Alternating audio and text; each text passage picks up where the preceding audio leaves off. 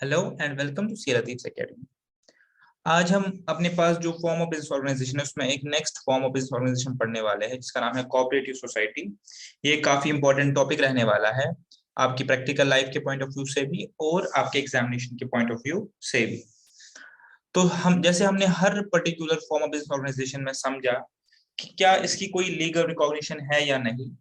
Legal recognition का क्या मतलब होता है? ये मतलब होता है कि जो लॉ ऑफ लैंड है, जो एग्जिस्टिंग लॉज है, क्या वो इस फॉर्म ऑफ बिजनेस ऑर्गेनाइजेशन को रिकॉग्नाइज कहीं पे कर रहे हैं, तो इसको हम बोलते हैं लीगल रिकॉग्निशन। जैसे हमने पढ़ा था कि पार्टनरशिप एक्ट 1932 में जो है पार्टनरशिप के बारे में सारी बातें कही गई है और एक पार्टनरशिप फॉर्म पे क्या लॉज एप्लीकेबल होंगे, वो कैसे एग्रीमेंट बनाएंगे, ये सब बातें हमारे पार्टनरशिप एक्ट में जो है वो लिखी गई है। तो कोऑपरेटिव सोसाइटीज की लीगल रिकॉग्निशन को समझने से पहले आपको मैं आज एक चीज बता देता हूँ, एक नया कॉन्सेप्ट बता देता हूँ। वो ये है कि आपको पता है कि जो इंडियन कॉन्स्टिट्यूशन है इसने जो है वो फेडरल स्ट्रक्चर दिया हुआ है। अब फेडरल स्ट्रक्चर का क्या मतलब है कि हमारे पास स्टेट्स है, वापस आएंगे इस पे हम, जो मैं पॉइंट समझाना चाहता हूँ कि हमारे पास जो है स्टेट्स है और हमारे पास जो है यूनियन टेरिटरीज है। ठीक है, स्टेट्स प्लस यूटीज मान लीजिए, ये हमारे पास हो गया। और इनको जब हम कंबाइन करते हैं तो कॉम्बिनेशन ऑफ स्टेट्स जो है उसके बाद हमारे पास क्या आता है, सेंटर आता है। यानी इंडिया जो है that is a combination of states या यूनियन ऑफ स्टेट्स। तो यहाँ पे दो चीजें आती है, एक स्टेट सब्जेक्ट और एक सेंट्रल सब्जेक्ट। यानी इंडियन कॉन्स्टिट्यूशन में क्या डिसाइडेड है कि वो इश्यूज जिन पे स्टेट लॉ बना सकता है और वो इश्यूज जिन पे सेंट्रल लॉ बना सकता है। यानी clear cut division of powers है कि सेंटर जो है वो किन इश्यूज पे, किन मैटर्स पे लॉ बना सकता है और स्टेट जो है वो किन मैटर्स पे जो है लॉ बना सकती है। इसके अलावा हमारे पास कॉन्करेंट लिस्ट भी है जहां पे दोनों जो है वो अपना अपना लॉ बना सकते हैं। अब ये चीज किस लिए बतानी जरूरी है कि जो कोऑपरेटिव सोसाइटीज है, इस पॉइंट को आप नोट करेंगे और मैं यहाँ पे लिख भी देता हूं, ये अपने पास नोट करेंगे ये पॉइंट। जो कोऑपरेटिव सोसाइटीज है वो हमारे पास स्टेट सब्जेक्ट है। यानी कोऑपरेटिव सोसाइटीज पे जो है वो लॉ बनाने की पावर किसके पास है, स्टेट के पास है। दो हमारे पास 1912 का एक मॉडल एक्ट है, कोऑपरेटिव सोसाइटीज एक्ट 1912, लेकिन हर स्टेट ने अपना अपना जो एक्ट है वो बनाया हुआ है कोऑपरेटिव सोसाइटीज को लेकर। तो कोऑपरेटिव सोसाइटीज के रेगुलेशन और इसमें जो लीगल फ्रेमवर्क रहेगा, इसको लेके हर स्टेट ने अपना अपना जो एक्ट है वो बना के रखा है।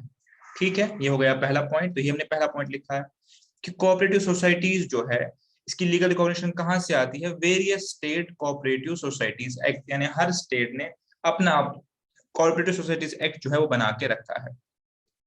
इसके अलावा 2002 में एक और एक्ट आया जो कि सेंटर एक्ट है, वो है multi state cooperative societies act. अब इसकी जरूरत क्यों पड़ी, क्योंकि हमारे पास कुछ कोऑपरेटिव सोसाइटीज है, बड़ी कोऑपरेटिव सोसाइटीज जो है जो वेरियस स्टेट्स में, एक से ज्यादा स्टेट में जो है वो ऑपरेट कर रही है। तो जब जब एक कोऑपरेटिव सोसाइटी एक से ज्यादा स्टेट में ऑपरेट कर रही है तो उसकी लीगल रिकॉग्निशन देखने के लिए एक एक्ट लाया गया सेंटर में कि क्या लीगल फ्रेमवर्क रहेगा, जिसका नाम है multi state cooperative societies act. तो कुल मिला के जो बात है, जो क्रक्स है वो ये है कि कोऑपरेटिव सोसाइटीज की लीगल रिकॉग्निशन दो साइड की है।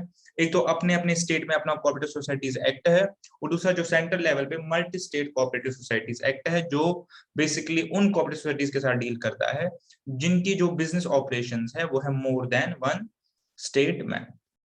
इसके अलावा एक लेटेस्ट जो करंट अफेयर्स की बात है, और आप में से कुछ लोगों ने न्यूज में भी देखा होगा कि अभी तक जो कोऑपरेटिव सोसाइटीज थी ये जो थी मिनिस्ट्री ऑफ एग्रीकल्चर के अंडर आती थी। ठीक है, इसके लिए कोई डेडिकेटेड मिनिस्ट्री जो थी वो नहीं थी। लेकिन अभी रिसेंटली जुलाई 2021 में एक नई फ्रेश मिनिस्ट्री लॉन्च की गई, फर्स्ट टाइम जो है इंडियन हिस्ट्री में। उस मिनिस्ट्री का नाम रखा गया यूनियन मिनिस्ट्री ऑफ कॉर्पोरेशन। ठीक है, यूनियन मिनिस्ट्री ऑफ कॉर्पोरेशन जो है एक नई मिनिस्ट्री लॉन्च की गई जुलाई 2021 में, जिसका पर्पस ये रहेगा कि वो एक एडमिनिस्ट्रेटिव, लीगल और पॉलिसी फ्रेमवर्क दे ताकि कोऑपरेटिव मूवमेंट जो है कंट्री में वो स्ट्रेंथन हो सके। यानी अगर हम कुल मिला के देखें जो कोऑपरेटिव सोसाइटीज है उनका एडमिनिस्ट्रेटिव और लीगल फ्रेमवर्क को जो ओवरसी करेगी मिनिस्ट्री, वो अब रहेगी मिनिस्ट्री ऑफ कॉर्पोरेशन। और अभी के लिए जो अमित शाह है वो अभी इस मिनिस्ट्री में जो है वो मिनिस्टर है as a first union minister of corporation.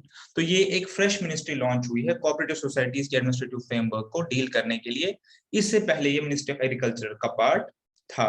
तो इसका मतलब ये है कि जो फोकस अभी गवर्नमेंट का है वो वापस आ रहा है अब इस फॉर्म ऑफ बिजनेस ऑर्गेनाइजेशन की ओर। ठीक है, इसके अलावा कौन सी मिनिस्ट्री है जो आपको पता होनी चाहिए? MCA, ministry of corporate affairs. ठीक है, ये डील करती है कंपनीज और LLPs को, जो कि हम आगे पढ़ेंगे। ये भी आपको एज अ कॉमर्स स्टूडेंट पता होना चाहिए कि हमारे पास मिनिस्ट्री ऑफ कॉर्पोरेट अफेयर्स है जो डील करती है, अभी तक जो डील करती है कंपनीज को और कंपनीज के लीगल फ्रेमवर्क को। और इसके अलावा जो LLPs है वो भी MCA के अंडर जो है वो आती है। जब हम कंपनीज पढ़ेंगे तो मैं इसको डिटेल में इसके बारे में बताऊंगा। तो बैकग्राउंड में यही है। चलिए, अब इस बैकग्राउंड के बाद हम ये समझेंगे कि कोऑपरेटिव सोसाइटीज जो है वो क्या होती है। एग्जैक्टली हम किस चीज को कोऑपरेटिव सोसाइटीज जो है वो बोलेंगे। तो इसके लिए हम एक सिंपल सी डेफिनेशन जो है उसको पढ़ेंगे और इस डेफिनेशन की हेल्प से ही हम समझेंगे कि सोसाइटी, कोऑपरेटिव सोसाइटी जो है वो क्या होती है।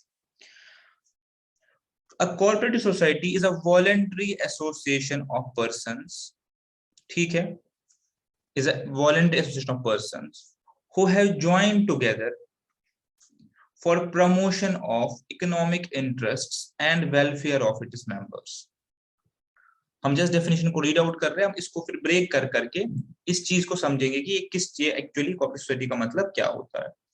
दो कोऑपरेटिव सोसाइटीज में अर्न प्रॉफिट, ऐसा नहीं है कि ये प्रॉफिट नहीं कमा सकती, ये प्रॉफिट भी कमाएंगे, but profit is not meant for distribution in normal course of business, distribution के लिए नहीं होता, but furthering the goals of corporative. ठीक है, ये इसकी डेफिनेशन हो गई।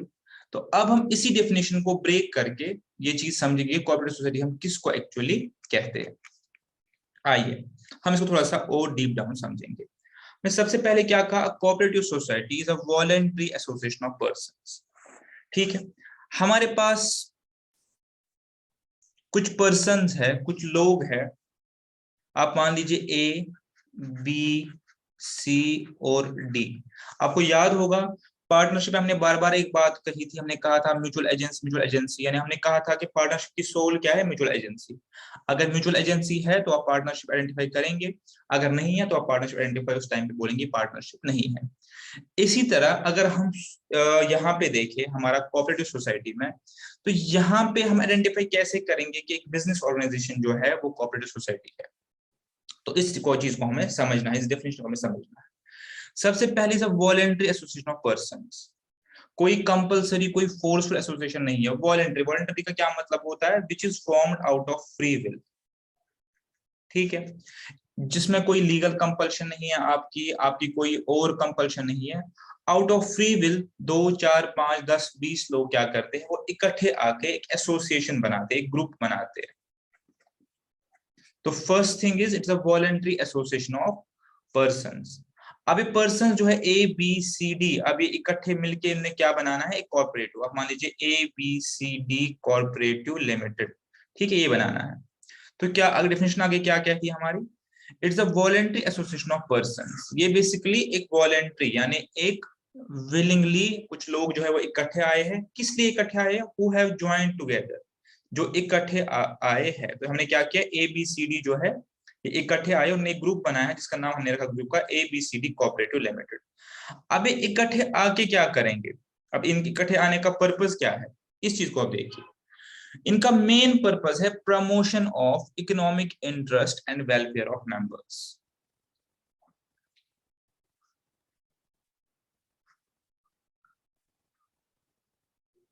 अब जो ये A, B, C और D है, इनके कोई इकोनॉमिक इंटरेस्ट है। ठीक है, अब यहाँ पे प्रॉफिट की बात नहीं हो रही है, इसलिए नहीं मिले हैं कि अर्न के प्रॉफिट कमाए ना, इनका कोई इकोनॉमिक इंटरेस्ट है। कोई भी ऐसा इंटरेस्ट, कोई भी ऐसा गोल, कोई भी ऐसा पर्पस जिसका एंड रिजल्ट हो some sort of economic gain. अब इकोनॉमिक गेन बहुत तरीकों से हो सकता है। फॉर एग्जाम्पल चीज को याद रखेंगे, एबीसीडी इकट्ठे आए, उन्हें एबीसीडी कॉर्पोरेटिव क्रिएट किया है। फॉर एग्जाम्पल आप मान लीजिए, for example A B C O D जो है, A B D C O D हो, ये फॉर एग्जाम्पल आप मान लीजिए बायर्स है। ये चारों एक बिजनेस में है या एक इंडस्ट्री में है जहां पे इनका रोल जो है वो बायर ऑफ सम प्रोडक्ट है। ठीक है, अब हमेशा अगर आप देखिए इकोनॉमिक इंटरेस्ट का मतलब ये नहीं होता कि महंगा बेचना। फॉर एग्जाम्पल कोई चीज जो है वो अकेले इनको पड़ रही है 100 रुपए में, और चारों बायर है, चारों अलग अलग मार्केट जाते हैं तो 100 रुपए में मिलती है। लेकिन जब इकट्ठे जाएंगे तो इनका वॉल्यूम जो है वो बढ़ जाएगा। आपको पता है कि एक्सेस वॉल्यूम पे डिस्काउंट मिलता है मार्केट में, वॉल्यूम 400 हो जाएगा। तो इस बल्क बाइंग की वजह से इनका जो प्राइस है वो क्या हो जाएगा, रिड्यूस हो जाएगा। तो यहाँ पे इनका इकोनॉमिक इंटरेस्ट क्या है, यहाँ पे इनका इकोनॉमिक इंटरेस्ट ये है कि जो इनकी परचेजेस है वो इनको लेस रेट में पड़े, मार्केट से कम रेट में पड़े, इनका इकोनॉमिक इंटरेस्ट है। ठीक है, ये एक एग्जांपल हो सकती है। एक और एग्जांपल आप देख लीजिए, फॉर एग्जांपल ये लोग है, ये किसी ऐसे मार्केट में काम कर रहे हैं जहां पे एंट्री बैरियर है। एक चीज अपने एंटरप्रेन्योरशिप में भी पढ़ रहे होंगे, एंट्री बैरियर। ठीक है, एंट्री बैरियर। फॉर एग्जाम्पल कोई ऐसा बिजनेस है जहां पे एंट्री के लिए टर्नओवर की रिक्वायरमेंट है 100 करोड़ या 50 करोड़, 50 करोड़ से ऊपर आप इस बिजनेस में जो है एंटर नहीं कर सकते। बहुत सारे बिजनेसेस के लिए लेजिस्लेटिव तौर पे या एडमिनिस्ट्रेटिव तौर पे, यानी उस जो इंडस्ट्री की रिक्वायरमेंट है उसके हिसाब से कुछ एंट्री बैरियर्स होते हैं, तभी आप इस बिजनेस में आ सकते हैं। जैसे बैंकिंग बिजनेस कोई भी नहीं कर सकता। मेरे पास 1000-10,000 का कैपिटल और मैं चाहूंगा कि मैं बैंकिंग बिजनेस कर सकूं, मैं नहीं कर पाऊंगा। बिकॉज बैंकिंग रेगुलेशन एक्ट क्या कहती है कि पर्टिकुलर मिनिमम आपके पास कुछ ना कुछ एक मिनिमम दिया हुआ है क्राइटेरिया, उतना आपके पास कैपिटल होना चाहिए। यानी हर बिजनेस या हर इंडस्ट्री के अपने एंट्री और एग्जिट के जो है वो बैरियर्स होते हैं। अब फॉर एग्जाम्पल मैं ले रहा हूँ कोई इंडस्ट्री जिसमें एंट्री बैरियर जो है 100 करोड़ का है। अब ए का अपना टर्नओवर 20 करोड़ है, बी का अपना टर्नओवर 20 करोड़ है, सी का टर्नओवर 40 CR है और डी का टर्नओवर 50 करोड़ है। अगर आप देखिए इंडिविजुअली ये लोग ये बिजनेस में जो है एंटर नहीं कर पाएंगे बिकॉज ये एंट्री बैरियर को क्रॉस नहीं कर पा रहे। लेकिन अब अगर एक कलेक्टिवली एक कोऑपरेटिव बनाएंगे उसके बाद जो है ये एंट्री बैरियर जो है इनका हट जाएगा, इनका टर्नओवर एज अ कोऑपरेटिव जो है वो 100 करोड़ से एक्सीड करेगा। तो मैं आपको क्या समझाने की कोशिश कर रहा हूं कि अगर ये चार लोग ए बी और सी और डी वॉलेंटरली इकट्ठे आते हैं, एक ग्रुप बनाते हैं, किस लिए, ताकि कोई भी अपना इकोनॉमिक इंटरेस्ट जो है वो अचीव कर सके। Their main purpose is fulfillment or promotion of their economic interest. And consequently इससे क्या होगा, जो भी मेंबर्स है ये ए बी और सी और डी, इनका जो है वेलफेयर होगा। वेलफेयर से मेरा मतलब सोशल वेलफेयर नहीं है, वेलफेयर से मेरा मतलब है इकोनॉमिक वेलफेयर। इस चीज को आप बार बार याद रखिए। वेलफेयर से हमारा मतलब है इकोनॉमिक वेलफेयर, सोशल वेलफेयर की बात नहीं हो रही है। तो अगर इकोनॉमिक इंटरेस्ट और इकोनॉमिक वेलफेयर अपना फुलफिल करने के लिए कुछ लोग वॉलेंटरली एक एसोसिएशन बनाते हैं, ठीक है, तो उस एसोसिएशन को जो है हम बोलते हैं कोऑपरेटिव सोसाइटी। ठीक है, अब इसको कोऑपरेटिव सोसाइटी क्यों बोलते हैं, क्योंकि हो सकता है कि ये लोग प्रॉफिट भी अर्न करें। ऐसा पॉसिबल है कि कोऑपरेटिव सोसाइटी जो है प्रॉफिट भी अर्न करे, लेकिन इनका प्रॉफिट जो है डिस्ट्रीब्यूशन के लिए नहीं होता। जैसे हम लोगों ने पार्टनरशिप फर्म बनाई, अब यहाँ पे आप डिस्टिंक्शन समझ लें, पार्टनरशिप फर्म ने बनाई, पार्टनरशिप फर्म में फाइनली हम लोगों ने प्रॉफिट कमाया, उस प्रॉफिट का क्या करना है, वो हमें हमारे प्रॉफिट शेयरिंग रेशियो में जो है डिस्ट्रीब्यूट करना है। बिकॉज प्रॉफिट 3 पार्टनर्स ने कमाया है, तो प्रॉफिट जो है वो 3 मेंबर जो है आपस में बांट लेंगे। लेकिन एक कोऑपरेटिव सोसाइटी में जो प्रॉफिट है वो डिस्ट्रीब्यूशन के लिए नहीं होता। वो किस लिए होता है, वो इसीलिए होता है कि जो आपका गोल है जिसके लिए आप इकट्ठे आए हो, आप उस प्रॉफिट को जो है उसी पर्पस के लिए यूज करो। तो ये डिस्टिंक्शन एक आपको समझना है, एक डिस्टिंक्शन कि पार्टनरशिप फर्म में आप देखिए ए बी और सी अगर है, ये एज अ पार्टनर आ रहे हैं और उन्हें कोई प्रॉफिट कमाया है से 20 लाख 21 लाख का, तो इसमें तीनों का शेयर 7 लाख है। तो फाइनली ये प्रॉफिट जो है डिस्ट्रीब्यूट होके कहाँ जाएगा, इनके कैपिटल में ऐड हो जाएगा। बिकॉज इन्होंने इकट्ठा पैसा लगाया था, प्रॉफिट कमाया और ऐड हो गया। लेकिन एज अ कोऑपरेटिव अगर आपका प्रॉफिट आप लोगों ने कमाया है, अगर आप लोगों ने प्रॉफिट कमाया है, ये आप उसके मेंबर्स में डिस्ट्रीब्यूट नहीं करते, इसको आप यूज करते हैं जिस पर्पस के लिए ये कोऑपरेटिव सोसाइटी बनाई गई थी, उसी पर्पस को फर्दर अचीव करने के लिए या लार्ज स्केल पे अचीव करने के लिए। फॉर एग्जांपल आपने पहले अपनी लोकेलिटी के लिए सोसाइटी बनाई थी, बाद में आपको प्रॉफिट हो गया, आपका जो बैलेंस शीट है उसमें काफी कैश रिजर्व्स आ गए, प्रॉफिट आ गया, आपने बहुत सारा प्रॉफिट अर्न किया।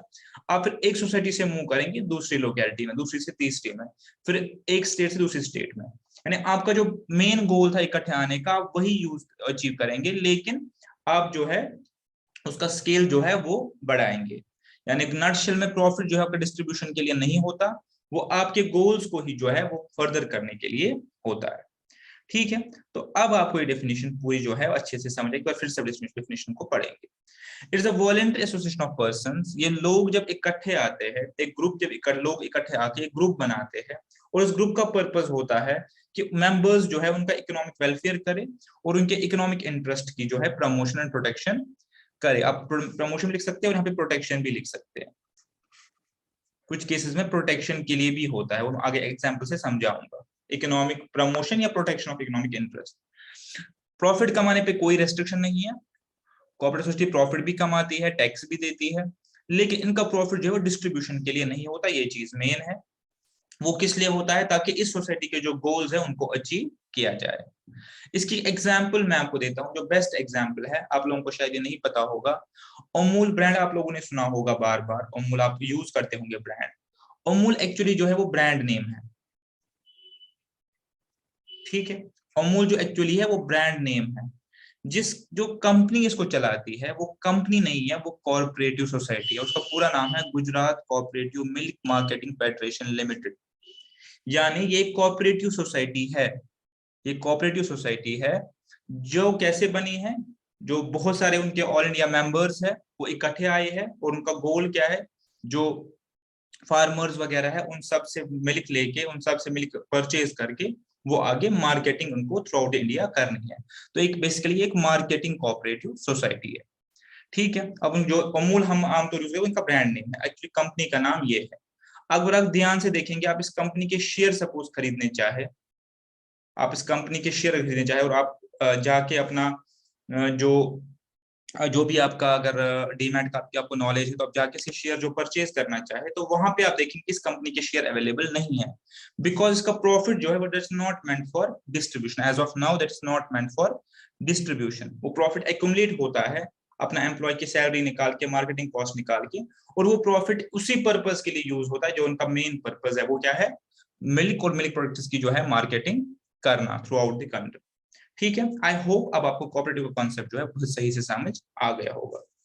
अब हम जैसे हम हर फॉर्म में उसके फीचर्स, बेनिफिट और लिमिटेशन पढ़ते हैं, हम फटाफट से इन चीजों को कवर करेंगे, बिकॉज हमने अच्छे से डेफिनेशन कर लिया, अब हमें इसमें जो है समझने में ज्यादा दिक्कत नहीं होगी। सबसे पहला है वॉलंटरी मेंबरशिप। अभी हम पढ़ रहे हैं फीचर्स। अगर फीचर्स की बात है, सबसे पहला फीचर जो रहेगा हमारा कोऑपरेटिव सोसाइटी का, वो ये रहेगा कि इसकी मेंबरशिप जो है वॉलंटरी है। पार्टनरशिप हमने क्या पढ़ा था कि मेंबरशिप बाय एग्रीमेंट होती है। यहाँ पे क्या है कि जो भी 5, 10, 6 लोग इकट्ठे आएंगे एक पर्पज के लिए कि इकोनॉमिक इंटरेस्ट हमें करना है मेंबर्स का, तो वो इस ग्रुप के जो है मेंबर बन जाएंगे।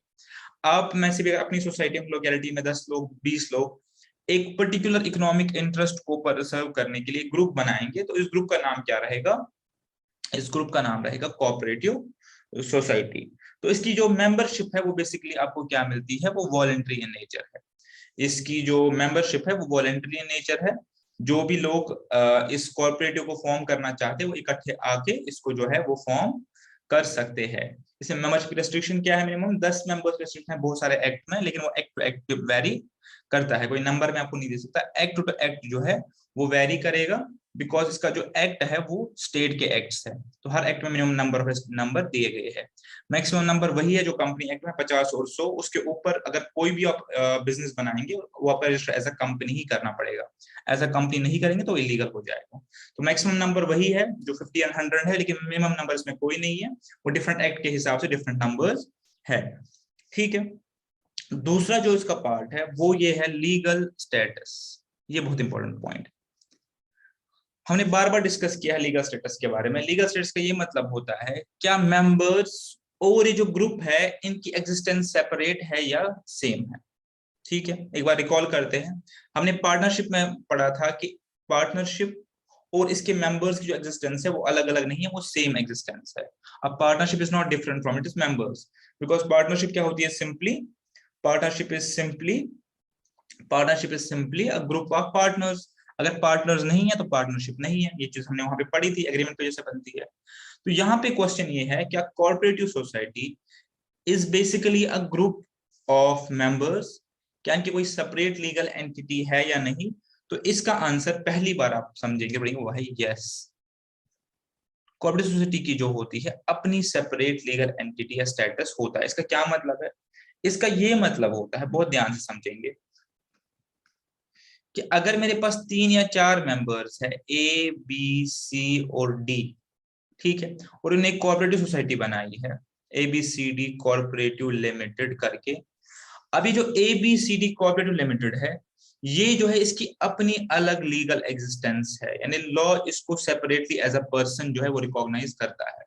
अभी अपने नाम से प्रॉपर्टी खरीद सकता है, ये अपने नाम पे एग्रीमेंट कर सकता है, ये अपने नाम पे केसेस कर सकता है, स्यू कर सकता है, कैन बी स्यूड, और उस स्यूट का A B C और D से कोई ताल्लुक नहीं है, वो स्यूट सेपरेटली इसके नाम पे होगा। इसका एक और मतलब है कि ये मेंबर कल को जा सकता है, इस्तीफा दे सकता है, कोई नया मेंबर ऐड हो सकता है, ठीक है, किसी एक मेंबर की डेथ हो सकती है, कोई एक मेंबर जो है इस एसोसिएशन से बाहर जा सकता है, लेकिन किसी के आने या जाने से इस मेन जो कोऑपरेटिव से फर्क नहीं पड़ेगा, बिकॉज ये चलेगा एज पर लीगल एग्जिस्टेंस की, अपनी लीगल एग्जिस्टेंस है। कल को अगर ABCD कोऑपरेटिव लिमिटेड पे कोई केस होता है तो वो नहीं माना जाएगा कि वो A या B पे केस है। सो यहाँ पे there is no mutual agency, ठीक है। ए जो है ये बाउंड नहीं है by decisions of cooperative, and neither is cooperative bound by decisions of A unless there is power of attorney, ठीक है। तो यहाँ पे हम दूसरा पॉइंट क्या समझा, दूसरा पॉइंट हमने ये समझा कि इनकी जो है सेपरेट जो है लीगल एंड जो स्टेटस है वो कोऑपरेटिव सोसाइटीज का होता है। पार्टनरशिप के केस में और सोल प्रोप्राइटरशिप के केस में हमने ये चीज नहीं पढ़ी थी, हमने कहा था कि इनकी कोई सेपरेट लीगल एग्जिस्टेंस नहीं होती।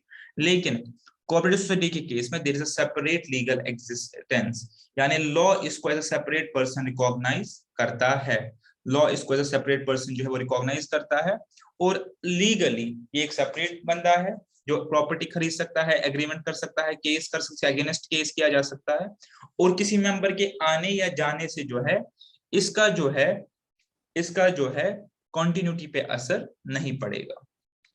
तीसरा बहुत बड़ा फैक्टर है लिमिटेड लायबिलिटी ऑफ मेंबर्स, ये भी आप पहली बार पढ़ रहे होंगे।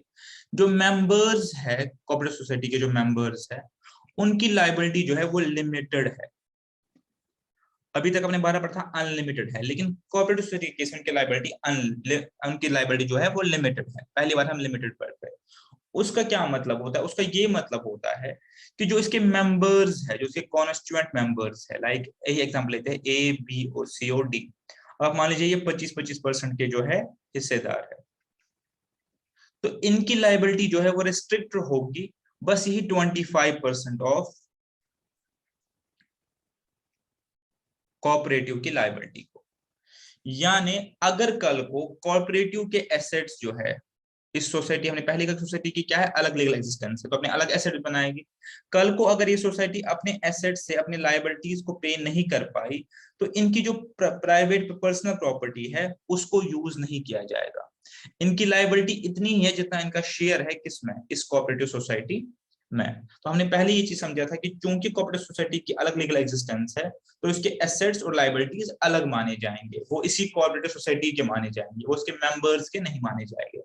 लेकिन पार्टनरशिप हमने क्या पढ़ा था? हमने पढ़ा था कि partners are jointly and severally liable, यानी वो jointly as a firm liable है और इंडिविजुअली एज अ पार्टनर भी लायबल है, किसके लिए? फर्म के लायबिलिटीज के लिए। लेकिन यहाँ पे ज्वाइंट एंड सेवियर लायबिलिटी का कॉन्सेप्ट नहीं है, यहाँ पे लायबिलिटी लिमिटेड है, यानी मेंबर्स सिर्फ अपनी जो शेयर उनका उस कोऑपरेटिव सोसाइटी में है उसके लिए जिम्मेवार है। अगर कल को कोऑपरेटिव सोसाइटी अपने लायबिलिटीज लोन्स को चुका नहीं पाई तो पार्टनर्स, हम नहीं कहेंगे मेंबर्स की जो है प्राइवेट प्रॉपर्टी का यूज जो है वो नहीं किया जाएगा। Therefore, the liability of members in case of cooperative society is limited. ठीक है, पॉइंट टेकन, इनकी लायबिलिटी जो है वो लिमिटेड है। अब आपके माइंड में एक क्वेश्चन अराइज हो सकता है कि अगर लायबिलिटी लिमिटेड है तो फिर जो नुकसान होगा क्रेडिटर्स का, बैंक का, वो कौन बेयर करेगा? तो वो उनका नॉर्मल बिजनेस लॉस माना जाएगा। यानी कल को अगर एक क्रेडिटर है जो लाख रुपए जिसको लेना है कोऑपरेटिव सोसाइटी से, लेकिन हमारे पास एसेट्स 80,000 के ही है, तो उसका जो 20,000 है वो उसका बैड डेट माना जाएगा, उसका बिजनेस लॉस माना जाएगा। वो ये मेंबर से जो है वो रिकवर नहीं कर सकता in case of cooperative society. ठीक है,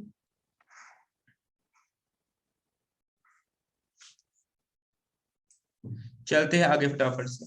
अब मोटिव, पर्पस क्या है? पर्पस हमने वही कहा, purpose is economic wellbeing. Purpose is economically कोई फायदा हम लोगों को हो, और किस उस वजह से हमें मेंबर्स को जो है बेनिफिट मिल सके। और वो कैसे होगा?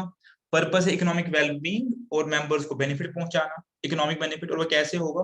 वो होगा जब हम पूलिंग करेंगे बार्गेनिंग पावर की। अब इसका क्या मतलब होता है? जब 2, 4, 5 लोग इकट्ठे आएंगे तो जो उनका बार्गेनिंग पावर होता है, यानी बार्गेनिंग पावर का क्या मतलब होता है? बार्गेनिंग पावर का अगर सिंपल मतलब समझे समझे तो इसका मतलब होता है कि इम्पैक्ट ऑन मार्केट। क्या मतलब होता है? Impact on market. अब इस चीज को आप अगर फर्दर एग्जांपल से समझना चाहते हैं, मैं समझा भी सकते हैं इम्पैक्ट ऑन मार्केट का क्या मतलब होता है। मैं नहीं चाहता हूं कि कोई चीज ऐसे बता के छोड़ दे, तो बेटर है कि आपसे बार डिस्कस ही कर लो, 2 मिनट लग जाएंगे। इम्पैक्ट ऑन मार्केट का क्या मतलब होता है? अब सपोज मान लीजिए एक मार्केट है, ठीक है, एक मार्केट है। अब इसमें आप सपोज मान लो कि 3 या 4 सेलर्स है। सपोज एक सेलर की जो आउटपुट, जो क्वांटिटी बेचता है इस मार्केट में, सेल करता है, वो 10 kgs करता है, एक 1000 kgs करता है, एक 3000 kgs करता है। तो अगर आप देखिए 3 और 1 4000 और ये 10, तो इस मार्केट की टोटल कैपेसिटी जो है वो 4010 kg है, जो मार्केट की टोटल कैपेसिटी है। अब इस मार्केट में सपोज एक दिन ये बंदा जो है एब्सेंट है, ये बंदा जो है अपना प्रोडक्ट जो है वो नहीं, अपना प्रोडक्ट जो है वो नहीं लाता है, ये बंदा अपना प्रोडक्ट नहीं लाता। तो अगर आप ध्यान से देखेंगे तो इस मार्केट की सप्लाई जो है वो रिड्यूस हो जाएगी। इस मार्केट की सप्लाई जो है वो बाय 75% रिड्यूस हो जाएगी। इसका जो मार्केट शेयर 75% है। तो इस बंदे की जिसका जो आउटपुट है वो 3000 किलो है, इसका जो इम्पैक्ट या बार्गेनिंग पावर है मार्केट पे वो बहुत ज्यादा है। अब होगा क्या, इस दिन जब ये बंदा आएगा ही नहीं तो क्या होगा? सप्लाई रिड्यूस हो जाएगी, तो प्राइसेस जो है इस मार्केट में वो क्या होंगे? बढ़ जाएंगे, बिकॉज इसका सप्लाई पे बहुत ज्यादा कमांड है। अब इसके बजाय अगर कल को ये 10 किलो वाला बंदा मार्केट में नहीं आता, तो इसका इतना बार्गेनिंग पावर मार्केट पे नहीं रहेगा। तो इसी बार्गेनिंग पावर को, यानी बार्गेनिंग पावर दोनों साइड से हो सकता है, बायर के साइड से भी और सेलर के साइड से भी। ये चीज भी आपको ध्यान में रखनी है। जो सेलर बल्क क्वांटिटी में लेता है उसका ज्यादा बार्गेनिंग पावर है, और छोटे सेलर का बार्गेनिंग पावर जो है वो कम है। बार्गेनिंग पावर का मतलब impact on market. Bargaining power का मतलब वो नहीं जो आमतौर से समझते हैं कि आप बाजार में जाके कितना हैगल कर सकते हो। बार्गेनिंग पावर का मतलब कि आपका एज अ बायर या एज अ सेलर कितना इम्पैक्ट है मार्केट पे। या तो आपके पास कोई टेक्नोलॉजी वैसी है, या आपके पास क्वांटिटीज उतनी है, या आपके पास कोई पेटेंट है, कुछ भी ऐसा है जिससे आप उस इंडस्ट्री, उस मार्केट में जो है वो इम्पैक्ट कर सकते हैं। तो कोऑपरेटिव सोसाइटी में क्या होता है कि जो जब 2, 4, 5, 10 लोग इकट्ठे मिलते हैं, तो इनका जो बार्गेनिंग पावर है मार्केट में वो क्या होता है? बढ़ जाता है, वो इंक्रीज हो जाता है। और इस इंक्रीजिंग बार्गेनिंग पावर की वजह से क्या होता है, ये लोग जो है इकोनॉमिक बेनिफिट जो है वो कर सकते हैं, और वो अपने मेंबर्स को जो है बेनिफिट पहुंचा सकते हैं। आगे हम एग्जाम्पल में ये चीज और इसमें जो टाइप्स ऑफ सोसाइटीज है वहां पे अच्छे से ये चीज समझेंगे। Administrative control is democratic and externally control by state and law. ये तो मैंने पहले ही बता दिया। इसमें क्या है, जो कंट्रोल है, जो डिसीजन मेकिंग है, वो डेमोक्रेटिक है। डेमोक्रेटिक से क्या मतलब है कि हर किसी के पास इक्वल से है मैनेजमेंट का। यानी अगर 10 मेंबर है, आपको कोई भी डिसीजन लेना है तो आपको मेजोरिटी चाहिए वो डिसीजन को जो है इंप्लीमेंट करने के लिए। किसी एक की मनमानी नहीं चलेगी। लाइक पार्टनरशिप में वर्किंग पार्टनर की ज्यादा से होती है, लाइक एचयूएफ में कर्ता का ज्यादा से होता है। यहाँ पे ऐसा नहीं है, हर किसी मेंबर का जो है वो इक्वल राइट होता है डिसीजन मेकिंग में। तो इसलिए जो इनका कंट्रोल है वो डेमोक्रेटिक होता है। लेकिन एक्सटर्नल जो डिसीजन मेकिंग है वो इम्पैक्ट किस चीज से होती है? स्टेट और सेंट्रल लॉ से। कि अगर आप एक स्टेट कोऑपरेटिव सोसाइटी आपने बनाई हुई है स्टेट के अंडर, तो उसके बाद जो वो लॉज है वो आपको फॉलो करने हैं। तो एक्सटर्नली जो स्टेट या सेंटर है वो आप पे कंट्रोल जो है वो रखता है। अच्छा, क्या रजिस्ट्रेशन आपकी होती है? हाँ, हमारे पास रजिस्ट्रार ऑफ कोऑपरेटिव सोसाइटीज होता है। रजिस्ट्रार ऑफ कोऑपरेटिव सोसाइटीज जो होता है, उसके पास जाके आपने जो ये सोसाइटी है उसको रजिस्टर करना पड़ता है। अगर रजिस्ट्रेशन करेंगे तब आपकी जो है लीगली जो है रिकॉग्निशन इस सोसाइटी की मिल जाएगी। अदरवाइज हमने सोसाइटी बना ली, रजिस्ट्रेशन नहीं की, तो लीगल उसकी कोई वैलिडिटी नहीं है, वो जस्ट एक एओपी रहेगा, लेकिन वो कोऑपरेटिव सोसाइटी जो है वो नहीं बनेगी। कोऑपरेटिव सोसाइटी आपकी तभी मानी जाएगी जब आप उसको रजिस्ट्रार ऑफ कोऑपरेटिव सोसाइटीज, जो कि हर स्टेट में नॉमिनेटेड होता है कि ये राइट्स किसके पास है, ये पावर कौन एक्सरसाइज करेगा, उसके पास जाके आप इस सोसाइटी को जो है रजिस्टर जो है वो करवाएंगे। ठीक है, तो एक चीज रह गई बताना कि नॉर्मली जो सोसाइटी का नाम होता है उसके पीछे जो है एलटीडी लिखा जाता है, ये रिप्रेजेंट करने के लिए कि इसका जो लायबिलिटी है मेंबर्स की वो लिमिटेड है। तो अभी आप अब आगे आप ऑब्जर्व करना अपनी लाइफ में, जब आप किसी पूरे ऑर्गेनाइजेशन का नाम पढ़ेंगे उसके पीछे अगर एलटीडी होगा तो आप ये समझेंगे कि इसके जो मेंबर्स है उनकी लायबिलिटी जो है वो लिमिटेड है, एक लिमिटेड कंपनी है या लिमिटेड कोऑपरेटिव सोसाइटी है। अगर पीछे खाली एलटीडी लिखा है तब आप कहेंगे कि लिमिटेड कंपनी है। ठीक है, फॉर एग्जाम्पल जैसे आप एक एग्जाम्पल ले लीजिए एचडीएफसी बैंक लिमिटेड, ठीक है, जेके बैंक लिमिटेड, तो ये वो कंपनीज है जिनमें जो लायबिलिटी है मेंबर्स की वो लिमिटेड है। यानी अगर आप जेके बैंक का शेयर खरीदते हैं तो आपकी लायबिलिटी, आप उसके ओनर है बेशक, लेकिन आपकी लायबिलिटी उतनी ही है जितना आपने शेयर खरीदा हुआ है, उससे ज्यादा नहीं है। लेकिन अगर आप पीछे किसी के देखेंगे कॉर्पोरेटिव लिमिटेड, तो आप ये समझना कि एक कॉर्पोरेटिव सोसाइटी है जिसमें मेंबर्स की लायबिलिटी जो है वो क्या है, लिमिटेड है। ठीक है, ये हो गई इसके फीचर्स की बात। अब इसके बेनिफिट्स की बात, तो बेनिफिट्स तो वही है, इसको बनाना बहुत आसान है। आपने एक बाय लॉ बनाना है, आप इसको बाय लॉ बोलिए, कॉन्स्टिट्यूशन बोलिए या आर्टिकल्स बोलिए, कुछ भी बोलिए, आपने एक बाय लॉ बनाना है कि क्या रूल्स एंड रेगुलेशंस रहेंगे। उसके बाद जाके इसको रजिस्ट्रेशन करवाना है, तो आपका ये जो बन गया सोसाइटी, तो कोई बनाना इसमें कोई डिफिकल्ट नहीं है। इसकी एग्जिस्टेंस जो है वो स्टेबल है। वो स्टेबल क्यों है? बिकॉज इसकी सेपरेट लीगल एंटिटी है, यानी कोई मेंबर के आने जाने, मरने, इंसॉल्वेंट होने से कंटिन्यूटी पे फर्क नहीं पड़ेगा। अगर कोई मेंबर की डेथ हो जाती है, कोई छोड़ जाता है, कोई इनसेन हो जाता है, कोई इंसॉल्वेंट हो जाता है, उससे आपकी सोसाइटी जो है वो कंटिन्यू करेगी, उस पर फर्क नहीं पड़ेगा, बिकॉज सोसाइटी की एक सेपरेट लीगल एग्जिस्टेंस जो है वो है। तीसरा वही है इसके बेनिफिट्स कि लायबिलिटी लिमिटेड है, ये बेनिफिट है कि मेंबर इसके जो भी है उनकी लायबिलिटी लिमिटेड है। कल को उनको ये नहीं रखना है दिमाग में कि अगर ये कोऑपरेटिव सोसाइटी फेल हो गई तो हमारे जो पर्सनल एसेट्स है वो यूटिलाइज किए जाएंगे, नहीं, आपकी लायबिलिटी उतनी ही है जितना आपका शेयर है इस पर्टिकुलर सोसाइटी में, आपकी प्राइवेट प्रॉपर्टी को हाथ नहीं लगाया जाएगा। ठीक है, अब चौथी बात क्या है, इकोनॉमी इन ऑपरेशंस। इसका ये मतलब है कि चूंकि हमारा मेन पर्पस क्या है, इकोनॉमिक वेलबींग या economic interest of members, of founding members, तो जो डे टू डे डिसीजंस लेते हैं उसमें नॉर्मली क्या है, इकोनॉमी से काम लिया जाता है। उसमें जो है ना ज्यादा रिस्की वेंचर्स में जाया जाता है और ना ही जो पैसे को है वो अंधाधुंध बर्बाद किया जाता है। बिकॉज जो पैसा मेंबर्स का होता है और वो अपने मेंबर्स को काफी जुडिशियसली जो है वो यूज करते हैं, तो जो ऑपरेशंस इनके होते हैं उसमें वो इकोनॉमी से जो है वो काम करते हैं, बिकॉज अपना ही पैसा होता है, अपने पैसे को हर कोई जो है वो जुडिशियसली जो है वो यूज करता है। ये अपना पैसा होता से क्या मतलब है, ये आप बाद में पढ़ेंगे, कंपनी में आप पढ़ेंगे separation of ownership and management. Company के केस में क्या होता है, ओनरशिप अलग होती है, मैनेजमेंट अलग होती है, और कंपनी में वो समझाऊंगा वो उस कॉन्सेप्ट को हम बोलते हैं separation of ownership from management. यानी ओन जो है कोई और करता है बिजनेस को, तो शेयर होल्डर्स करते हैं, लेकिन मैनेज जो करेंगे वो कौन करेंगे, वो चेयरमैन होगा, एमडी होगा, डायरेक्टर होगा। जो शेयर होल्डर हो सकता नहीं हो, तो वहां पे मैनेजमेंट अलग है और ओनरशिप अलग है।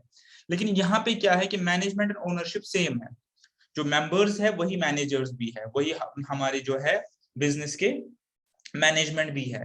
तो यहाँ पे इसलिए जो चूंकि इनका पैसा अपना होता है, there is economy in operation. ठीक है, बाकी एक और बेनिफिट है कि इसमें जो डिसीजन मेकिंग है वो डेमोक्रेटिक है, बता दिया वो डेमोक्रेटिक है, तो डेमोक्रेटिक है तो फिर तो कोई दिक्कत ही नहीं है, फिर तो आपको पता ही है कि हर किसी को इक्वल राइट मिलेगा। कोई भी अनड्यू इन्फ्लुएंस जो है वो नहीं कर सकता किसी डिसीजन को, कोई भी अनड्यूली कोई फैसला नहीं दे सकता, कोई भी अपने जो उसका अपना फेवर है या फेवरेटिज्म है वो नहीं कर सकता, बिकॉज कोई भी डिसीजन है वो वोट किया जाए, अब पुट टू वोट। और एक लास्ट बेनिफिट क्या है, गवर्नमेंट प्रमोट कर रही है, पहले भी कर रही थी और अब भी गवर्नमेंट का थ्रस्ट है इस पे, तो गवर्नमेंट कोऑपरेटिव सोसाइटीज के लिए सब्सिडीज अनाउंस करती है, टैक्स रेट्स रिड्यूस्ड अनाउंस करती है, तो इनके लिए जो गवर्नमेंट है बार बार है कुछ बेनिफिट्स जो है वो गवर्नमेंट भी इनको देती है, तो ये इसलिए जो है काफी viable form of business organisation माना जाता है। ठीक है, इसमें कुछ टैक्स कट्स और बेनिफिट्स भी आपको गवर्नमेंट की साइड से मिलेंगे। अच्छा जी, तो अब इसमें लिमिटेशंस क्या है?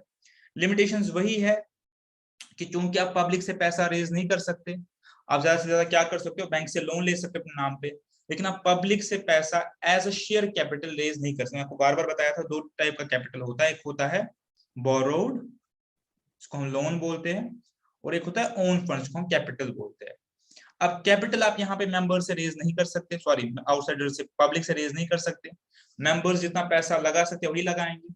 तो यहाँ पे आपकी जो रिसोर्सेज है वो लिमिटेड फाइनली रहेंगे। अगर 10 या 20 लोग भी जमा करें तब भी आप पब्लिक से एज अ कैपिटल पैसा नहीं ले सकते। अब अगर लोन लेंगे तो लोन से आपको इंटरेस्ट बर्डन पड़ेगा। तो यहाँ पे आपकी जो कैपिटल रेज करने की, कैपिटल रेजिंग की जो कैपेबिलिटी है वो लिमिटेड है, बिकॉज पैसा फाइनली मेंबर से ही आप रेज कर सकते हैं। अच्छा जी, मैनेजमेंट इनएफिशिएंट होती है, क्या मतलब है इसका? इनएफिशिएंसी का मतलब ये होता है कि आप एक प्रोफेशनल मैनेजमेंट जो है कोऑपरेटिव सोसाइटीज में नहीं ला सकते। ऑल्दो बड़ी बड़ी जो सोसाइटीज है, कोऑपरेटिव सोसाइटीज जो है, वो प्रोफेशनल मैनेजमेंट को हायर करती है, ठीक है, वो उनको हायर करके उनको एज अ सैलरी देती है, उनको हायर करती है। लेकिन ऑर्डिनरी जो सोसाइटीज होती है उनकी मैनेजमेंट है वो प्रोफेशनल नहीं होती, ठीक है, बिकॉज मेंबर्स ही मैनेजर्स होते हैं, तो इनकी जो मैनेजमेंट है वो प्रोफेशनल उतनी नहीं होती। तो इस वजह से क्या है, कुछ डिसीजन मेकिंग में जो है इनएफिशिएंसी जो है वो आ सकती है। पॉइंट नंबर 3 हमने पढ़ा था कि इकोनॉमी इन ऑपरेशन, क्योंकि अपना पैसा है तो काफी जुडिशियसली यूज होता है, लेकिन जुडिशियस यूजेज से क्या होता है, कभी कोई अगर अपॉर्चुनिटी होती है प्रॉफिट मेकिंग की, बहुत बड़ी अपॉर्चुनिटी, तो थोड़ा सा जो है सोसाइटीज वो रिलक्टेंस दिखाती है, क्योंकि मोटिव प्रॉफिट का नहीं होता, एक लिमिटेड पर्पज के लिए बनी होती है, जो कोई भी पर्पज हो, चाहे सस्ता खरीदना, महंगा बेचना, मार्केटिंग करना, ठीक है, आगे हम पढ़ेंगे क्या क्या टाइप्स होते हैं। तो एक लिमिटेड इकोनॉमिक पर्पज के लिए बनी होती है। तो जब लिमिटेड इकोनॉमिक पर्पज होता है तो नॉर्मली क्या होता है, जो अपॉर्चुनिटीज होती है मार्केट में, जो मार्केट में इनके पास मौका होता है प्रॉफिट कमाने का या नए वेंचर में जाने का, इनोवेशन करने का, नए बिजनेस में कूदने का, तो वहां पे नॉर्मली ये लोग क्या है, रेजिस्टेंस जो है वो दिखाते, रिलक्टेंस दिखाते हैं। इसकी वजह से काफी अपॉर्चुनिटीज जो है वो, बिजनेस अपॉर्चुनिटीज जो है, अच्छी अपॉर्चुनिटीज जो है वो वेस्ट हो जाती है। गवर्नमेंट का कंट्रोल रहेगा इस पे। मैं आपको बताया कि स्टेट और सेंट्रल दोनों लॉज एप्लीकेबल है, तो स्टेट कोऑपरेटिव और जो मल्टी स्टेट कोऑपरेटिव दोनों लॉज के अंडर इसको काम करना है। तो जो गवर्नमेंट है उसका कंट्रोल डायरेक्टली तो नहीं, लेकिन indirectly by way of laws and legislation जो है इन सोसाइटीज पे जो है वो रहता है। And lastly which is lack of secrecy, ठीक है, क्योंकि डिसीजन मेकिंग डेमोक्रेटिक है, तो डिसीजन एक पब्लिक, आप मान लीजिए पब्लिक डोमेन में है, अगर 10 मेंबर्स को पता है, उनके साथ जो सब मेंबर्स है, उनके साथ जो एसोसिएटेड लोग है वो सबको पता है, तो यहाँ पे सीक्रेसी, जैसे पार्टनरशिप में और पार्टनरशिप में सीक्रेसी है, यहाँ पे सीक्रेसी जो है उसमें थोड़ा बहुत क्या है, लैकिंग है, बिकॉज हर मेंबर को राइट डिसीजन मेकिंग है, तो इसकी वजह से क्या है, सीक्रेसी पे थोड़ा सा असर आ जाता है। ये बेसिकली सिंपल सी बात है, जब आप 10 लोगों को बिठाएंगे किसी गैदरिंग में तो आपने 10 लोगों को बात बता दी। तो बेनिफिट क्या है कि आपका डिसीजन मेकिंग डेमोक्रेटिक रहेगा, लेकिन ड्रॉबैक क्या रहेगा, जो सीक्रेसी थोड़ी बहुत जो क्या है आपकी कंप्रोमाइज हो जाएगी, ठीक है। इसके बाद एक लास्ट टॉपिक आता है इसमें, टाइप्स। अब आपने जब सोसाइटी समझी है तो फिर टाइप समझने में कोई डिफिकल्टी होगी नहीं, फटाफट से टाइप्स पे आते हैं और उसके बाद हम इसको जो है वाइंड अप करते हैं। देखिए, टाइप्स ऑफ कोऑपरेटिव सोसाइटीज। अब हमने समझा कि कोऑपरेटिव सोसाइटी क्या होती है, क्यों बनती है, फीचर्स क्या है, बेनिफिट्स क्या है, नुकसान इसके क्या है। अब इसके बाद टॉपिक बताया इसके जो टाइप्स है वो कौन कौन से है, ठीक है।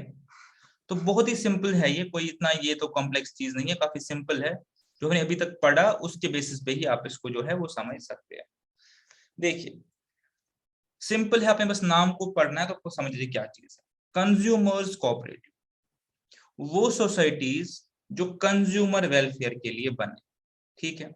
अब कंज्यूमर वेलफेयर क्या होता है, आप इस चीज को एग्जांपल से समझ लीजिए। वो सोसाइटी जो कंज्यूमर वेलफेयर के लिए बनी, डेफिनेशन वही है, जब कुछ लोग इकट्ठे आते हैं, ग्रुप इकट्ठे आता है वॉलंटरली, उसके बाद वो क्या करते हैं, उसके बाद वो इकोनॉमिक जो इंटरेस्ट है वो अपने मेंबर्स का जो है उसको प्रमोट करेंगे। यहाँ पे मेंबर्स कौन है, कंज्यूमर्स। अब मैं आपको एक चीज समझाता हूँ, आपने अपनी सोसाइटी में भी कभी देखा होगा या सुना होगा वर्ड कोऑपरेटिव स्टोर, ठीक है, कोऑपरेटिव स्टोर सुना होगा, ठीक है। क्या मतलब होता है कोऑपरेटिव, कंज्यूमर कोऑपरेटिव का? इसका मतलब ये होता है कि फॉर एग्जाम्पल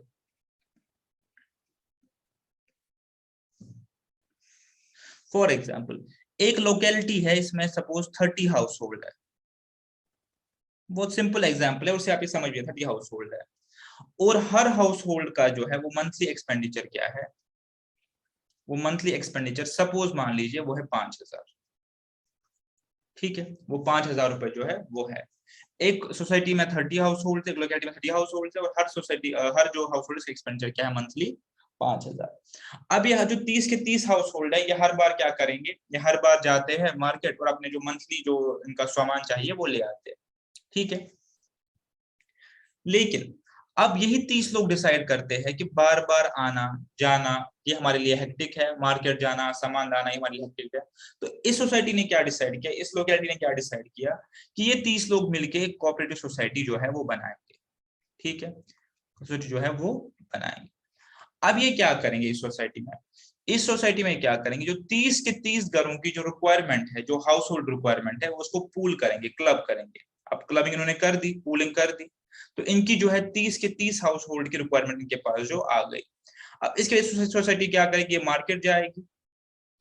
ठीक है, और बल्क में जो है परचेजिंग करेगी, बल्क में जो है वो परचेजिंग करेगी। ठीक है, अब बल्क में परचेजिंग से क्या होगा, सपोज इनका जो अभी तक एनुअल एक्सपेंडिचर था वो कितना था, इनका जो अभी तक वो था 1.5 लाख रुपए। अब लेकिन जब यही सोसाइटी बल्क में परचेजिंग करेगी, बल्क में जाके परचेजिंग करेगी, तो ये जो यही प्रोडक्ट ये 1.5 लाख में लाता है, ये हो सकता है 1 लाख में ले आए या 1,20,000 में ले आए। इसके बाद जो है अपने मेंबर्स को जो है वो नो प्रॉफिट नो लॉस पे जो है वो सेल करे। तो हुआ क्या, कंज्यूमर्स ने एक अपना जो है बार्गेनिंग पावर को क्लब किया, जिसकी वजह से उनको मार्केट में अच्छे ऑफर्स मिले। उसके बाद जो नो प्रॉफिट नो लॉस पे है, ये क्या करेंगे, अपने जो मेंबर्स है उनको ये सेल करेंगे। और ये चीज जो है बहुत ही कॉमन है, अगर आप देखिए बाहर जो सोसाइटीज है उसमें बहुत कॉमन है कि हर सोसाइटी के नीचे क्या होता है, एक छोटा सा दुकान होता है। वो जो शॉप होती है वो कोऑपरेटिव बेसिस पे ही होती है, कि वो पब्लिक के लिए नहीं होती, वो सिर्फ अपने मेंबर्स के लिए, सोसाइटी के मेंबर्स के लिए होती है। उसमें रेट्स जो है वो कम होते हैं, बिकॉज उसमें क्या है बल्क में परचेसिंग करके वो वहां पे उनको सेल करते हैं। अब उसमें जो शॉपकीपर का खर्चा आएगा, दुकान की क्लीनिंग का खर्चा आएगा, वो सब जो है इस मार्जिन से जो है वो निकल जाएगा। 1.5 लाख में से 1,20,000 इस मार्जिन से जो है वो निकल जाएगा।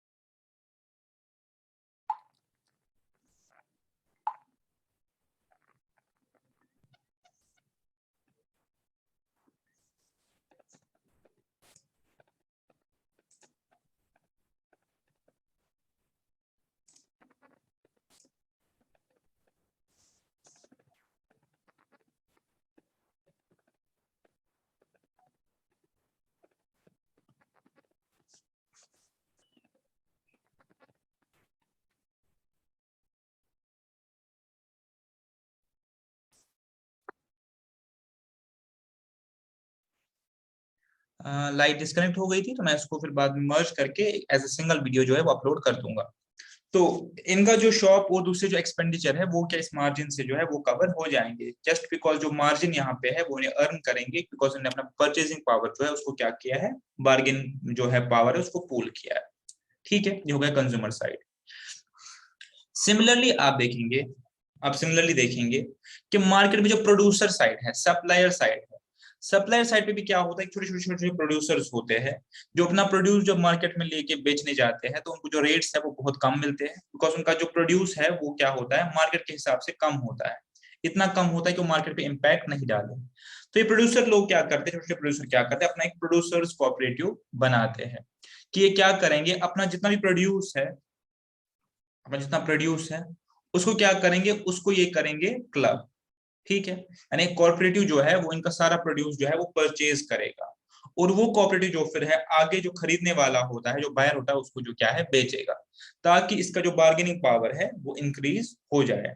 अदरवाइज छोटे छोटे छोटे प्रोड्यूसर जो है ये अपना प्रोड्यूस बेचने जाएंगे, इनको कॉस्ट भी ज्यादा लगेगी, इनका कॉस्ट भी ज्यादा लगेगा, और इनके लिए वो इनएफिशिएंट रहेगा। एग्जाम्पल ले लीजिए, आप फार्मर कोऑपरेटिव की बात कर लीजिए कि अगर फार्मर, छोटे छोटे फार्मर जैसे अपना प्रोड्यूस जो है निकालते हैं, अभी हर कोई शहर आएगा, शहर में मंडियां होती है, शहर आएगा बेचने, सिटी आएगा बेचने, या जहाँ पे मंडी है वहां बेचने आएगा, तो इसको जो ट्रांसपोर्टेशन है वो ज्यादा पड़ेगा, इसको जो वहां पे बार्गेनिंग करना नहीं आएगा, वहां पे एग्रीमेंट करना नहीं आएगा, वहां पे डील करना नहीं आएगा, वहां पे इसको अच्छी डील नहीं मिलेगी।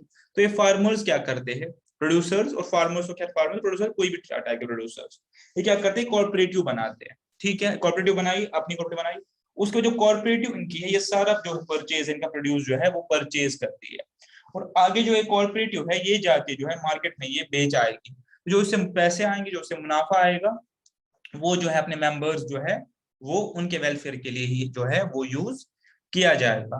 इससे क्या होगा, इनकी ट्रांसपोर्टेशन कॉस्ट जो है वो क्लब हो जाएगी, इससे क्या होगा, इनकी जो एग्रीमेंट करने की कॉस्ट है वो क्लब हो जाएगी, इनका बार्गेनिंग पावर जो है वो बढ़ जाएगा। मार्केटिंग कॉर्पोरेटिव, तो हमने पहली एग्जांपल दी थी अमूल की। अमूल का क्या काम क्या है कि जो सारे फार्मर्स हैं उनसे परचेज करना, उसके बाद उसको थ्रू आउट जो मार्केटिंग, प्रमोशन, ब्रांडिंग, लेबलिंग करके आगे सेल करना।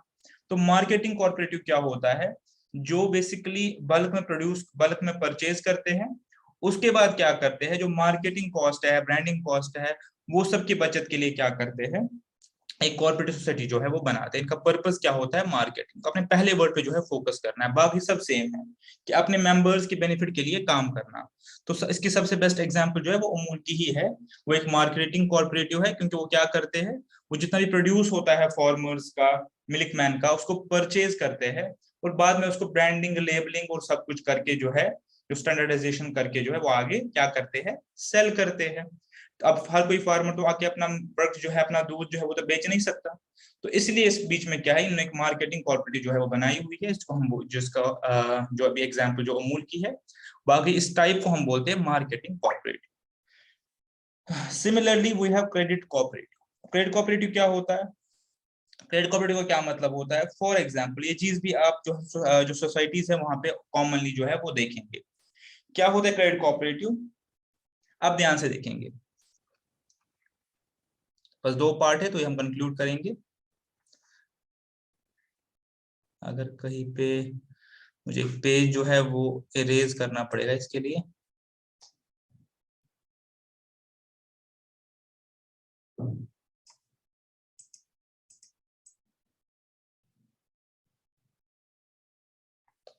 ठीक है।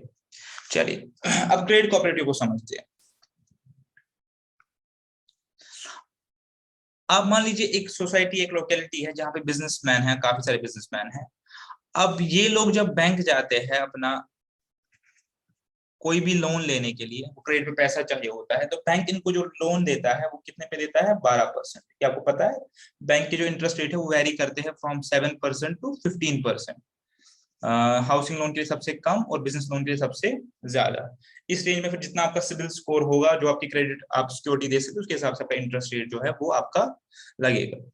तो अब आपको यही पता है बैंक कैसे काम करता है, कि बैंक जो लोन देता है लोगों को, आप एवरेज मान लो 12% की रेट से जो है देता है, और बैंक के पास जो लोग पैसा रखते हैं उनको ऑन द एवरेज बैंक कितना देता है, 4 से 6% के बीच में, एफडी पे 6% और सेविंग पे 4%।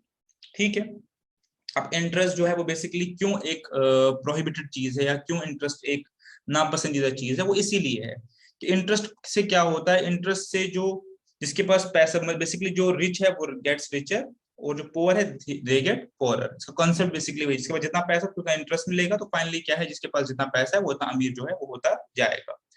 अब वो चीज अपनी जगह, कॉन्सेप्ट क्या है, कॉन्सेप्ट ये है कि बैंक जो हमारे पास है वो जब लैंड करता है तो 12% पे करता है। लैंड करता है मतलब जब वो बेसिकली पैसा देता है किसी क्रेडिट पे, लेकिन जब वो पैसा रखता है, जब हम उसके पास पैसा रखते हैं, तो हमें 4 से 6% देता है। तो बीच में जो ये मार्जिन होता है, ये मार्जिन कौन कमाता है, बैंक कमाता है, और इसी मार्जिन से बैंक जो है अपनी सैलरी, इंटरेस्ट, बाकी सब खर्चे जो है वो इससे कवर करता है। ये मोटा मोटा बैंकिंग का कॉन्सेप्ट है, बैंक कैसे पैसा कमाता है। इसके अलावा बैंक इन पैसों की इन्वेस्टमेंट करता है, शेयर मार्केट में डालता है, सिक्योरिटीज खरीदता है, फलाना वगैरह, बाकी सब वो एक कॉन्सेप्ट अलग है। अब जो ये बिजनेसमैन है ये बहुत परेशान है कि बैंक हमें तो 4% देता है हमारे पैसे पे, लेकिन जब हमें यही पैसा जरूरत होता है 12% पे देता है। तो इन्होंने क्या किया, इन्होंने कहा कि हम बैंक को छोड़ दे, हम क्या करेंगे, एक अपनी कोऑपरेटिव सोसाइटी जो है वो खोलते हैं। ठीक है, उसको बोलते हैं क्रेडिट कोऑपरेटिव।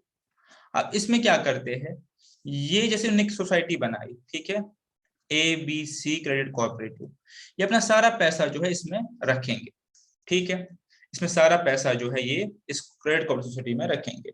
इनको सपोज इंटरेस्ट मिलेगा, सपोज कम ही मिलेगा, 3.5% ही मिलेगा, 3.5%।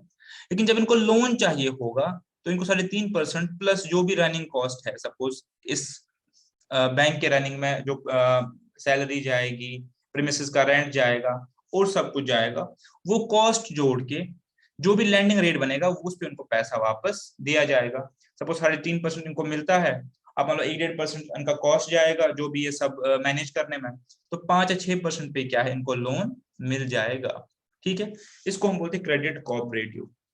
आपको पता है बहुत सारी कंपनीज में क्या है, क्रेडिट कोऑपरेटिव सोसाइटीज भी होती है, यानी आपको सोसाइटी लोन जो है वो कम रेट से मिलता है। वो कम रेट से क्यों मिलता है, बिकॉज वहां पे वो मार्जिन अर्न नहीं करते, वो कॉस्ट टू कॉस्ट बेसिस पे जो है वो काम करते हैं। तो इसको हम बोलते हैं क्रेडिट कोऑपरेटिव, और ये चीज जो है बहुत ही कॉमन है, बहुत ही कॉमन, बिजनेस सर्कल्स में ये चीज जो है बहुत ही कॉमन है कि एज अ क्रेडिट कोऑपरेटिव आपको जो आपका जो बेसिकली कॉस्ट है, कॉस्ट टू कॉस्ट आपको जो है लोन मिलेगा, ठीक है। क्यों, अब इससे क्या होता है, बार्गेनिंग पावर जो है वो क्रेडिटर्स की जो है वो बढ़ जाती है। और लास्टली जो है कोऑपरेटिव हाउसिंग सोसाइटी। अब ये चीज भी आपने टर्म सुनी होगी, वो क्या क्या मतलब होता है कि सपोज एक सोसाइटी में एक बिल्डर है।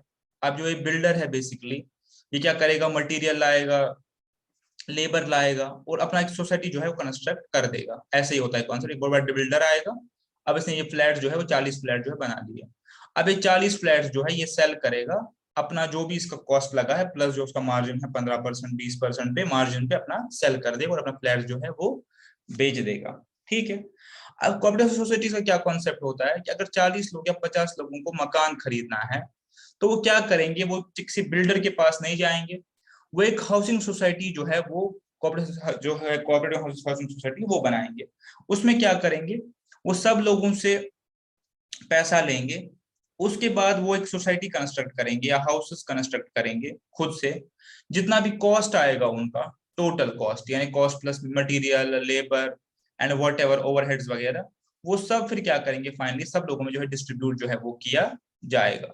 तो इससे क्या होगा, जो ये मार्जिन है इसका अपना कॉन्ट्रैक्टर वगैरह का, वो मार्जिन जो है वो यहाँ पे ये लोग क्या है बचा सकते हैं। तो कोऑपरेटिव सोसाइटी का कॉन्सेप्ट भी बहुत कॉमन है, क्योंकि एक लोग आते हैं 10 20 30 लोग आते हैं, अपना पैसा पूल करते हैं, उसके बाद एक जगह लेके उस पे जो है 30 या 40 या 50 फ्लैट्स बनाते हैं, उसके बाद हर कोई अपना एक एक फ्लैट की पोजीशन जो है वो ले लेता है और उसके कॉस्ट वापस में शेयर करते हैं। उससे क्या होता है, क्योंकि अपना पैसा खुद ही लगाना है तो पैसा जुडिशियसली यूज होता है, क्वालिटी भी अच्छी इंश्योर होती है, और उससे क्या है उनको जो फ्लैट है वो थोड़ा सा क्या है सस्ता भी पड़ता है। तो ये हो गया हमारे पास कोऑपरेटिव हाउसिंग सोसाइटीज। तो इसके साथ जो कोऑपरेटिव सोसाइटी वाला कॉन्सेप्ट है वो कंप्लीट हो जाएगा। अगले जो क्लास है वहां पे हम डिस्कस करेंगे कंपनी, जिसको हम बोलते हैं जॉइंट स्टॉक कंपनी, जो एक्चुअल नाम है लेकिन हम उसको कंपनी बोलते हैं, कंपनी हम डिस्कस करेंगे। और कंपनी जो है बहुत ही इंपॉर्टेंट है, उसको हम बहुत अच्छे से डिटेल में डिस्कस करेंगे। उसके बाद हमारा सिर्फ बचता है इसमें LLP, और कंपनी और LLP के बाद जो है ये चैप्टर नंबर 2 हमारा जो है वो कंप्लीट हो जाएगा। Thank you very much and see you next class.